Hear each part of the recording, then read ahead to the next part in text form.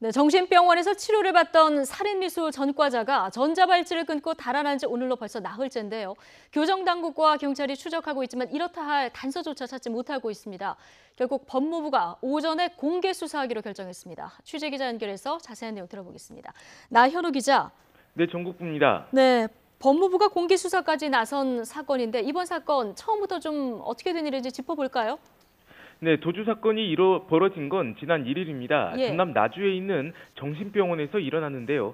지금 보시는 화면이 도주 당시 병원 CCTV에 찍힌 장면입니다. 병원 뒤에 있는 주차장에서 환자복을 입은 남성이 어슬렁거리다가 뒷산으로 사라집니다. 지난해 3월부터 이 정신병원에서 치료를 받던 49살 유모 씨입니다. 전자발찌도 차고 있었는데 주변 밭에서 벽돌 2장으로 전자발찌 끝을 끊고 뒷산으로 도망갔습니다. 예. 전자발찌가 훼손되면 법무부 보호관찰소에서 바로 확인할 수가 있는데 이때가 정확히 오후 3시 36분이었습니다. 유 씨는 이렇게 산으로 올라간 뒤 현재까지 종적을 감춘 상태입니다. 네, 이게 전자발찌가 벽돌 2장으로 이렇게 쉽게 끊어지는군요. 그런데 정확히 이 전자발찌는 왜 차고 있었던 겁니까? 네, 그 살인 미수 사건이 전에 있었습니다. 예. 지난 2004년에 의붓 동생을 살해하려고 한 혐의로 징역 3년을 선고받았는데요. 하지만 망상장애라는 정신장애를 앓고 있어서 충남 공주에 있는 치료감호소에서 10년 넘게 생활을 했습니다. 그러다가 지난해 3월에 나주에 있는 정신병원으로 옮겨왔는데 정신병 때문에 이때부터 전자발찌를 차게 됐습니다. 예. 그리고 유 씨는 지난 98년에 북한을 탈출해서 한국에 정착한 탈북자입니다. 그러다가 지난 2001년 아내를 데려오겠다며 재입국했다가 붙잡혔고 이듬해 다시 탈북해 돌아왔습니다. 그 이후 유 씨는 망상장애에 시달려왔던 것으로 알려졌습니다. 유 씨가 누가 나를 쫓아와서 죽이려고 한다. 자기가 국정원에서 납치를 당했다. 이런 말을 했다고 병원 관계자는 말했습니다. 예. 그러니까 정리를 해보면 살인미수 전과가 있는 탈북자가 전자발찌를 끊고 도망을 간 건데 그런데 벌써 이제 나흘이나 됐습니다. 아직까지 잡히지 않고 있는 어떤 이유가 있습니까?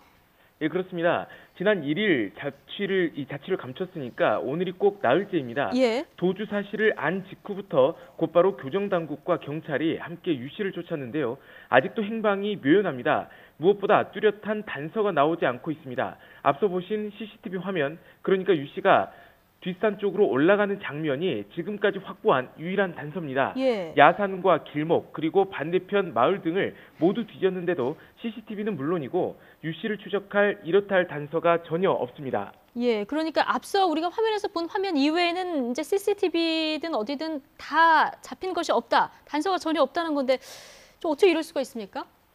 네, 상식적으로 봤을 때 이상한 게 사실입니다. 예. 유 씨를 쫓는 교정당국과 경찰도 그래서 어떻게 이럴 수 있느냐 답답하다는 푸념을 하기도 했습니다. 병원이 있는 장소가 인적이 드문 시골이라서 다른 곳에 비해 CCTV가 적기는 합니다. 예. 그리고 야산에 수풀이 많이 우거져 있기 때문에 발자국 같은 흔적을 찾기도 쉽지가 않습니다. 그래도 반대쪽에 아파트도 있고 해서 만약에 산을 넘어갔다면 어딘가에 찍혔을 수도 있는데요. 주차되어 있는 차 블랙박스까지 이잡듯 뒤졌는데도 전혀 흔적이 안 나왔다고 경찰은 예. 밝혔습니다.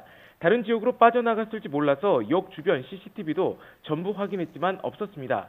옷을 갈아입을 수도 있고 밥도 예. 먹어야 하니까 주변에 사소한 절도 사건이 있는지도 예의주시하고 있는데 그런 것도 없습니다. 예. 그렇다 보니까 이런 말도 나옵니다. 유 씨가 북한에서 탈출하고 다시 월북해서 다시 탈출할 수 있었던 게 무슨 전문 훈련을 받았나 이런 얘기까지 나오고 있습니다. 갑자기 흔적이 너무 없이 사라지다 보니까 그런 얘기까지 나오는군요. 혹시 다른 가족은 없습니까? 네, 있습니다. 현재 한국에는 어머니와 의붓 동생 그리고 유 씨의 아들이 살고 있습니다. 예. 하지만 유 씨와는 함께 살지 않고 사는 지역도 완전히 다른 것으로 알려졌습니다. 그래서 가족들에게도 혹시 연락을 해왔는지도 확인했는데 네. 지금까지 전화는 없었습니다. 유 씨가 과거에 의붓 동생을 살해하려고 한 적이 있어서 혹시 찾으러 갈지도 몰라서 이 경찰이 의붓 동생을 보호하고 있는 것으로 전해졌습니다. 예. 유 씨는 평소에 북한으로 다시 돌아가겠다는 말도 자주 한 것으로 알려졌는데요. 그래서 교정당국과 경찰은 월북 가능성도 열어두고 대비하고 있습니다. 아, 월북 가능성까지 나오고 있는 상황. 지금 교정당국이 결국 공개 수사를 결정을 한 거죠? 예, 맞습니다. 법무부가 오전부터 이번 사건을 공개 수사로 전환했습니다. 수색이 길어지고 있고 추적할 단서도 나오지 않고 있어서 교정 당국도 부담될 수밖에 없습니다. 지금 보시는 화면이 수배 전단입니다. 도주 당시 체크무늬 윗옷을 입고 있었고 검은 등산 모자를 쓰고 있었습니다. 바지는 환자복을 입었지만 옷을 갈아입었을 가능성도 있습니다. 165cm 키에 체중은 75kg, 보통 체격입니다. 혹시라도 유 씨를 보셨다면 보호관찰소나 경찰에 신고해 주시기 바랍니다. 예, 자, 그래서는 안 되겠지만 행여 2차 피해가 나오지 않도록 지금 교정당국, 경찰 조금 더 좀 신경을 써줘야 될 것 같다 이런 생각은 드네요. 여기까지 듣겠습니다. 나현우 기자였습니다.